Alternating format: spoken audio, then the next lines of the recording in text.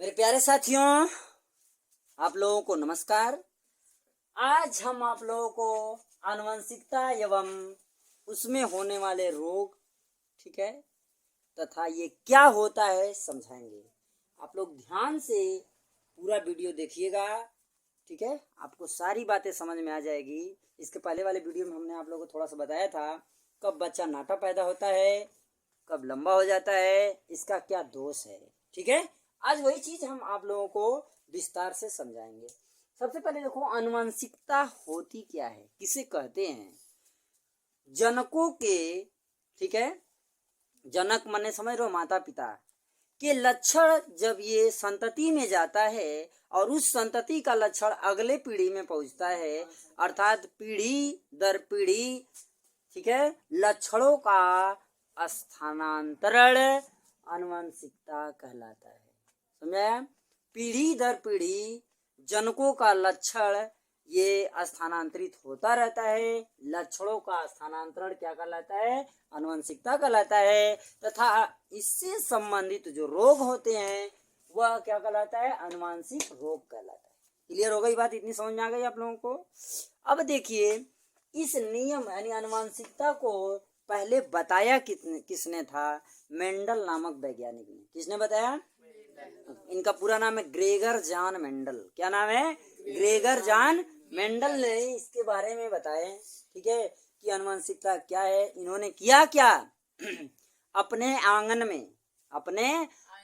में इन्होंने क्या किया, मटर के पौधे को लगाया और उसके अलग अलग लक्षणों का इन्होंने अध्ययन किया, ठीक है। उस अध्ययन के द्वारा इन्होंने उनका लक्षण अलग अलग निकाला और उसी के द्वारा इन्होंने आनुवंशिकता की खोज की। इन्होंने पता किया कि कोई एक पीढ़ी से दूसरी पीढ़ी में स्थानांतरित होता है तो उसके जो जनक होते हैं उसका लक्षण उसमें देखने को मिलता है। कुछ परिवर्तन भी होता है और कुछ परिवर्तित नहीं भी होता है। तो इसी चीज को आज हम लोग जानेंगे, समझेंगे, ठीक है। सबसे पहले हम ये जान लें कि जीन का स्थानांतरण हमारे पीढ़ी में, एक पीढ़ी से दूसरी पीढ़ी में कैसे होता है, ठीक है। जैसे मान लीजिए किसी की माता जी क्या है, लंबी है, किसी की माता जी क्या है, लंबी है, और उनकी शादी हो गई नटवर से, छोटा सा जो नटवर होता है ना, समझ रहे हो, नाटे आदमी से हो गया, तो उसका लक्षण क्या हो जाएगा, स्मॉल टी, ठीक है। कैपिटल टी को क्या बोलेंगे, लंबा, कौन सा, शुद्ध लंबा। क्लियर है। स्मॉल टी को क्या बोलेंगे, बौना, कौन बौना, शुद्ध बौना, जो एकदम नटवर होता है, 52 इंच वाला। ठीक है। देखो, जो ध्यान देना है यहाँ पर, आप लोग गौर से समझिएगा, ठीक है। देखो, मस्ती मजाक अपने जगह, शिक्षा अपने जगह है, ठीक है। आप ध्यान दीजिए, ये क्या है, शुद्ध लंबा, क्या है, ये क्या है, शुद्ध बौना। समझ में आ रहा है बात। जब इन दोनों, ये कौन है, मादा, ये कौन है, मादा, और ये कौन है, नर, ठीक है। जब इनका संकरण होगा, माने इन दोनों की शादी करा दिया जाए, इन दोनों शादी हो गई, शादी होने के बाद इनको छोटे छोटे बच्चे होंगे, उन बच्चों का लक्षण क्या होगा वही हमको जानना है, ठीक है। ध्यान दीजिए, इसमें होता क्या है ना, कि यह जो जीन्स दिखाई दे रहे हैं, गुणसूत्र दिखाई दे रहे हैं, इनका संकरण होता है, ठीक है। इस वाले का संकरण पहले इसके साथ होगा, ठीक है, फिर इसका संकरण इसके साथ भी होगा। क्लियर है। तो जब इसका पहले इसमें होगा तो ये क्या मिलेगा हमको, क्या मिलेगा, कैपिटल टी और स्मॉल टी मिलेगा। फिर इसका इसके साथ होगा तो फिर क्या मिलेगा, कैपिटल टी स्मॉल टी मिलेगा। फिर इसका संकरण कराएंगे इसके साथ, फिर इसका एक बार फिर इसके साथ, दोनों का होगा, ठीक है। तो इसके जो लक्षण आएंगे वो भी कहा, कैपिटल टी स्मॉल टी और कैपिटल टी स्मॉल टी। इस तरीके से 4 लक्षण हमको मिलेंगे। अब देखिए, ये चारों जो हैं ये कैसे दिखाई दे रहे हैं, समझ में आ रहा है। पीढ़ी बिगड़ गई पूरी ना, माता जी शुद्ध लंबी थी, अब पिताजी शुद्ध बौने थे, इन दोनों की शादी हो गई। अब क्या हुआ, न तो कोनो बौना दिखाई दे रहा है और ना ही कोई लंबा दिखाई दे रहा है। इसको क्या कहते हैं, संकर बौना। क्या कहते हैं, संकर बौना। बात समझ में आया? इसे कहेंगे संकर बौना और यह है F1 पीढ़ी। कौन पीढ़ी? F1 पीढ़ी, प्रथम पीढ़ी। ठीक है, तो इससे जो संतान है, ये जो संतान दिखाई दे रही है, ये क्या है? 100% क्या है? संकर बौना। कौन है? संकर बौना। समझ में आ रहा है बात? 100% संकर बौना होंगे ये सब। ठीक, अगर इन दोनों का संकरण आपस में हो, कहने का मतलब ध्यान से देखिए दूसरा प्रश्न, अगर मान लीजिए कोई संकर बौना मिला, माने न पूरी तरह लंबा है ना ही पूरी तरह बौना है, ऐसा कोई मादा है, ये क्या है? मादा। इसको क्या बोलेंगे? मादा। और जो पुरुष है वो पूरी तरह क्या है? लंबा, यानी पुरुष अब क्या है? पूरी तरह लंबा है। इन दोनों की शादी हो गई ना, ये क्या है? नर। इन दोनों की क्या हो गई? शादी हो गई। तो इनसे बच्चे पैदा होंगे। वह जो बच्चा पैदा होगा वह कैसा होगा, इसको देखना है। ठीक है, यानी कि जो इसकी संतति होगी वो कैसी होगी, इसे देखना है। ध्यान दीजिएगा, इसमें क्या होगा? इसका संकरण इसके साथ, पुनः फिर इसका संकरण इसके साथ होगा ना, तो यानी क्या हो जाएंगे? कैपिटल टी, फिर कैपिटल टी, इसका इसके साथ कैपिटल टी हुआ, फिर इसका इसके साथ, ये भी क्या होगा? कैपिटल टी होगा। कोई डाउट है? चलिए, अब इसका लक्षण इसके साथ, फिर इसका लक्षण इसके साथ, यानी कैपिटल टी स्मॉल टी, फिर क्या? कैपिटल टी स्मॉल टी मिला। अर्थात ऐसे हालत में कौन से लक्षण मिलेंगे? 50% शुद्ध लंबा है, जो आपको दिखाई दे रहा है कैसा है? शुद्ध लंबा है कि नहीं है? शुद्ध लंबा है। और ये क्या है? संकर बौना। संकर बौना। बात समझ में आई? यानी आपको 50% क्या मिलेंगे? शुद्ध लंबा मिलेंगे, और 50% आपको क्या मिलेगा? शुद्ध बौना मिलेगा। समझ में आया? ये तो हो गया आनुवांशिक लक्षण का स्थानांतरण। ठीक है, यानी कुछ माता का कुछ पिता का लक्षण मिलता है। यह नियम हम किसके आधार पर पढ़ते हैं? मेंडल के, ग्रेगर जॉन मेंडल। क्या नाम है? उनके द्वारा इन लक्षणों को पढ़ा जाता है। ठीक है, अब हम लोग क्या पढ़ेंगे? आनुवांशिक रोग क्या होता है। आप लोग इसका स्क्रीनशॉट ले लीजिए, हम आप लोगों को आनुवांशिक रोग के बारे में बताते हैं। ये तो आनुवांशिकता के लक्षण हो गए। ठीक है, चलो चलिए आइए पढ़ते हैं आनुवांशिक रोग क्या होता है। आप लोगों को सारी बातें आज बता देंगे, बहुत ही ध्यान से समझिएगा। उससे पहले एक चीज और ध्यान दीजिए, उससे पहले हम आप लोगों को एक चीज और बताना चाहेंगे।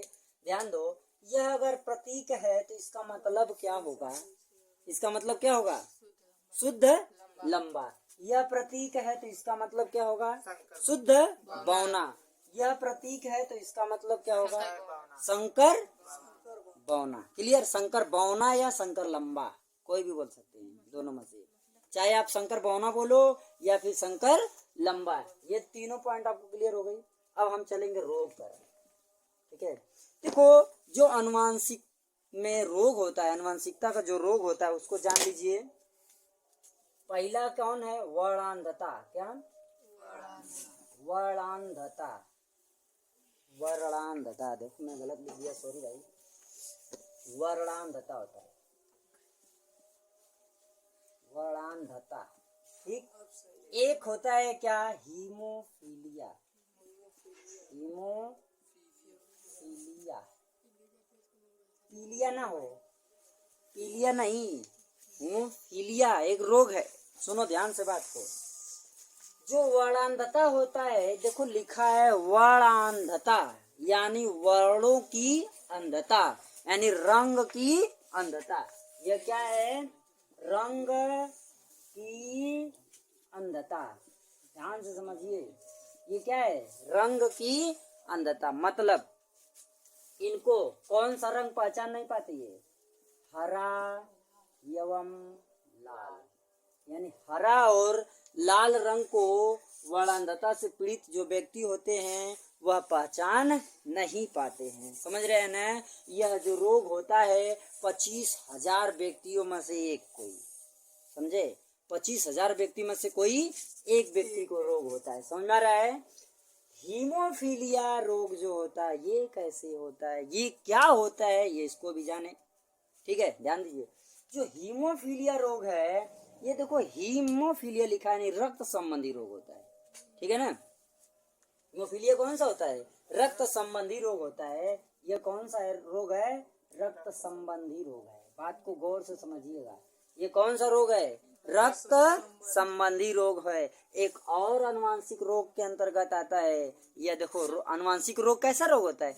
यह ऐसा रोग है जो जनकों से, यानी जनक बोले तो माता पिता से संतति में जाता है, माने बच्चों में फैलता है। अगर माता पिता में से किसी एक को भी ये रोग है तो वह उनके संतति में भी स्थानांतरित होता है। क्लियर हो रही है बात? अब ध्यान दीजिएगा कि जो रक्त संबंधी रोग है, देखो इसमें एक छाव आ जाता है। अब ये तो रक्त संबंधित हो गया। कभी कभी आप लोग देखे होंगे ना, कुछ लड़कियां, बड़ी बड़ी लड़कियां और लड़के भी क्या करते हैं, हाथ में रुमाल लिए रहते हैं, समय समय पर। समझा रहा है? इसका मतलब क्या है? इसका मतलब है कि उनको एक अनुवांशिक रोग है जो नाक से हमेशा निकलता रहता है। कौन? समझ रहे हो? ठीक है ना, हमेशा निकलता रहता है, इसलिए वो क्या करते हैं, रुमाल लिए रहते हैं, पोंछ लिया करते हैं। तो ये देखो उनकी गलती नहीं है, ये उनके माता या पिता दोनों में से किसी एक को रहा होगा। अच्छा, लड़के में अगर ये रोग प्रभावी है तो उनके माता को होगा। समझ रहे हो? अगर ये रोग किसमें, लड़के में प्रभावी है तो रोग किसमें होगा? माता में। अगर ये लोग लड़की में प्रभावित है तो ये रोग किसको होगा? पिताजी को। समझे? तो इसलिए ध्यान देना चाहिए शादी विवाह से पहले। ठीक है, आप लोग जरूर ध्यान दीजिएगा कि इस रोग से पीड़ित तो नहीं ना है, अन्यथा अगली पीढ़ी भी खराब हो जाएगी। ठीक है, चलिए ध्यान दीजिए, आगे बढ़ो। हीमोफीलिया ये तो क्लियर हो गया। अब देखो जो रोग होता है ना, वो एक्स क्रोमोसोम पर प्रभावी होता है, वाई क्रोमोसोम पर नहीं होता है। समझ में आ गया बात? रोग जो होता है, ये अनुवांशिक जो रोग होता है वो किस पे प्रभावी होता है? एक्स क्रोमोसोम पर प्रभावी होता है, वाई क्रोमोसोम पर कोई प्रभाव इसका नहीं होता है। समझ में आ रहा है ना? अब देखो इससे तो और मतलब क्या इसका होगा, ध्यान दीजिएगा। जो ये क्या है और ये क्या है, पहले बता चुके हैं। ये क्या है? मादा, और ये क्या है? नर। आपको हमने बताया क्या कि एक्स क्रोमोसोम पर केवल प्रभावी होता है अनुवांशिक रोग, वाई क्रोमोसोम पर प्रभावी नहीं होता। इसलिए एक्स क्रोमोसोम पर हुआ तो इसका मतलब ये जो नर है, नर जो हैं वो पूरी तरह क्या होंगे? ग्रसित होंगे। क्या होंगे? ग्रसित होंगे। बात समझ में आ रहा है?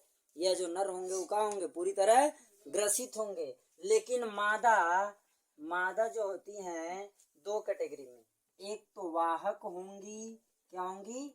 वाहक। और दूसरा ग्रसित होंगी। क्या होंगी? ग्रसित होंगी। ठीक है, यहाँ पर ध्यान दीजिए, छोटी की मात्रा रहेगा ना, ग्रसित। ठीक है, देखिए मात्रा उत्तर थोड़ा बहुत डिसबैलेंस होता है तो उसको आप लोग लाइकली देख लीजिएगा। ठीक है, क्योंकि जानते हैं पढ़ाते वक्त इतना दिमाग नहीं चल पाता है, कभी कभी बाय मिस्टेक हो जाता है।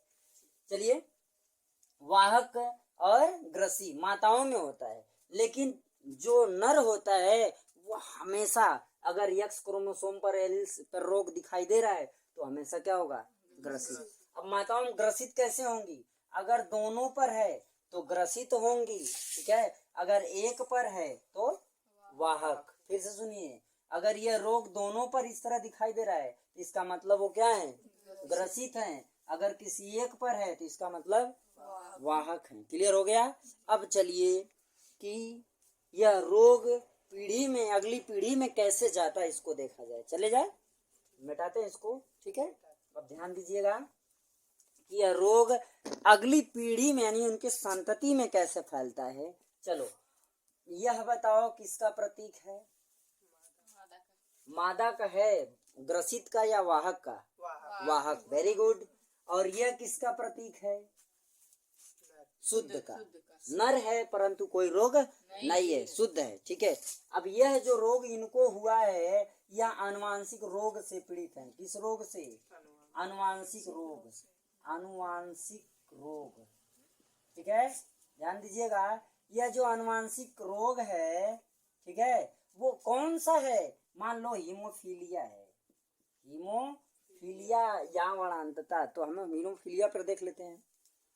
माताजी हीमोफीलिया रोग से ग्रसित, अरे क्या है, वाहक है। माताजी हीमोफीलिया रोग से क्या है, वाहक हैं, और पिताजी पूरी तरह शुद्ध हैं, कौनो रोग ना, है ना, एकदम शुद्ध हैं। अब चलो देखो अब उनकी संतान पे क्या प्रभाव पड़ता है।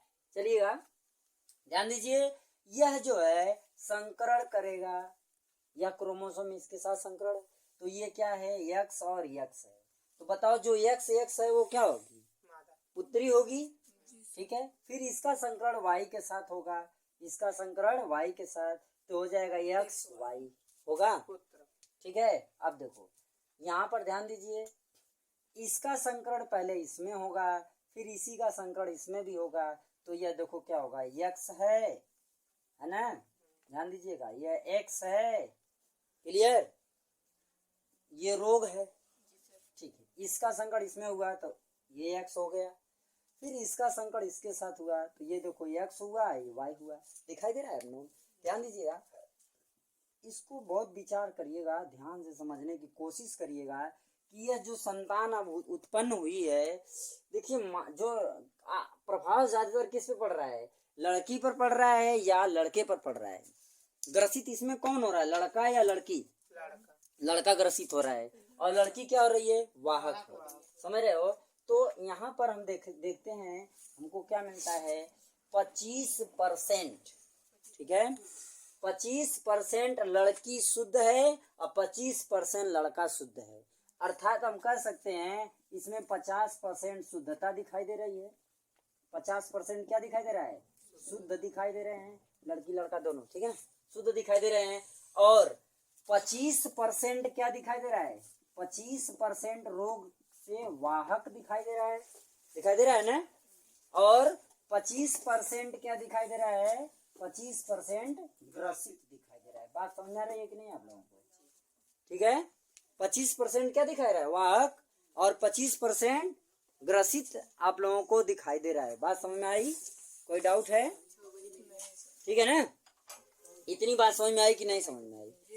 इसी तरीके से वारांधता में भी यह रोग फैलता है, ठीक है, समझ में आ रहा है बात। आप लोगों को हमने बताया अधिकतर रोग किस पे फैलता है, एक्स क्रोमोसोम पर या वाई क्रोमोसोम पर। एक्स क्रोमोसोम पर रोग होता है, वाई क्रोमोसोम पर रोग नहीं होता, ठीक। इसलिए जो माता होती हैं यानी महिलाएं होती हैं उस रोग से ग्रसित होती हैं, ठीक है, उस रोग से ग्रसित होती हैं और वाहक भी होती हैं, लेकिन जो पुरुष होते हैं वो पूरी तरीके से रोग से क्या होते हैं, ग्रसित या शुद्ध, ये दो होंगे, क्लियर है ना। मादा जो होंगी ग्रसित भी होंगी, शुद्ध भी होंगी और उस रोग से वाहक भी होंगी, लेकिन जो पुरुष होंगे वह केवल शुद्ध और ग्रसित। अगर पिता पर क्या है, रोग है तो पुत्री पर असर पड़ेगा, ठीक है, और माता पर है तो देखो पूरी तरह किस पे प्रभाव पड़ा है, पुत्र पर प्रभाव पड़ा है। इस तरीके से यह वीडियो हमने आप लोगों के लिए बनाया, आप लोग इसको देखिए, आनंद लीजिए और एक दूसरे में शेयर करिए, और ध्यान दीजिए सब्सक्राइब लाइक करना न भूलिए। ओके, जय हिंद जय भारत। 1 मिनट और रुक जा भैया, बंद करो।